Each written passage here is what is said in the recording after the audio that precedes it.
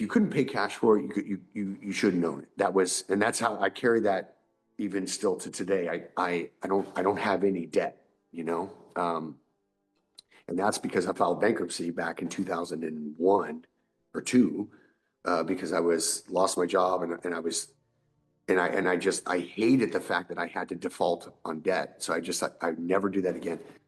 Anyway, when I wrote that check for that Bentley, man, and I walked in there and the price was X and I'm like, all right, well, I started writing the check and I wrote the check out for like 20,000 less than what they asked for or what the sticker was. And I hand her a check. I go, here you go. She goes, oh, I'm sorry. Like you made a mistake. The car is for this amount.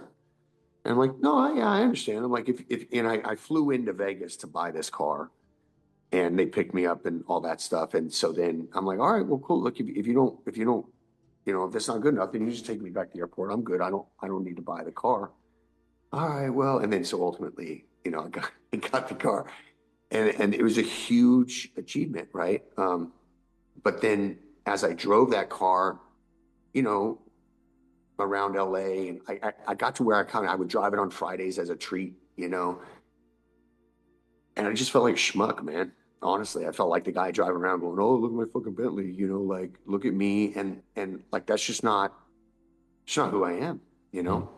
So I actually donated that car, gave that car to a buddy of mine, and that's a whole other story is why I did that for him. We'd been business partners and doing all kinds of things, and as a literally as a token of appreciation, he wanted a Bentley, and I'm like, here, you can have it.